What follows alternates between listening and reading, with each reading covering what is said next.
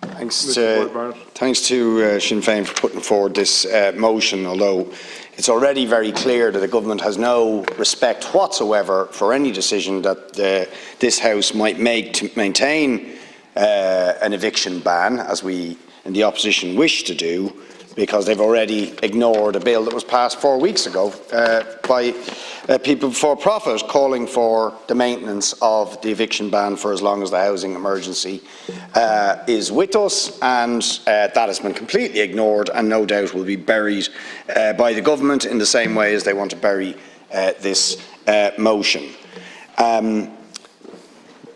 But no matter how much you try and spin this, Minister, the cold, hard, cruel truth of what you are doing is that you are making a decision to allow thousands of families, individuals, and worst of all, children, to end up homeless when there is nowhere for them to go.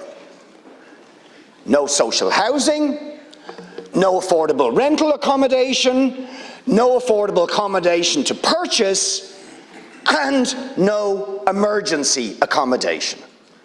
Even the horror of ending up in emergency accommodation, which is too awful to comprehend, is terrifying for people. They don't even have that assurance. That is how bad things are. And you say we're scaremongering when we say there will be an avalanche. Have you not noticed, Minister, that we have the highest number of people in emergency accommodation that this state has ever seen? If that isn't an avalanche of homelessness, I don't know what is. And then we have thousands and thousands of notice to quits which are looming, and as soon as you lift that ban, those people are going to end up homeless or in crisis situations in the vast, vast majority of cases. That is the cold, hard truth. And really people have no choice now but to get out on the streets, because the government doesn't really care what happens on any votes in here.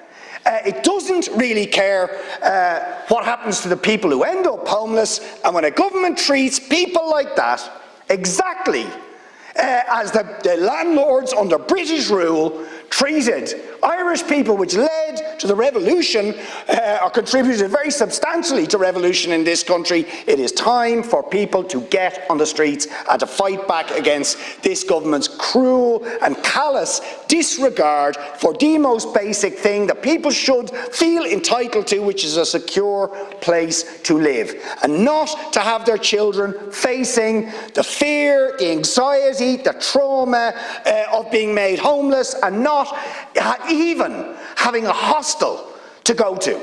That's what we are facing. And then you say, oh, but we have all these mitigating schemes. I mean, we were the people who asked you to bring in a tenant in situ scheme, Minister, and I'll give you just a list of some of the excuses why these purchases are not happening. They're not happening if you're overhoused. You've got too many rooms in your house for the number of people. They're not happening if you're underhoused. You're overcrowded. Oh, we couldn't possibly buy that house. We couldn't possibly buy it if you are in a half tenancy in a different constituency from the one where you're on the housing list. No, couldn't possibly do that. Couldn't possibly do it if it's too expensive. No, we couldn't possibly do that either. We couldn't possibly do it if you're over the social housing income threshold. Oh, maybe we might go for a local authority home loan. Oh, but wait, you're in your late 50s, so houses are 300,000 or 400,000 euro in this area. You're 57 or 58.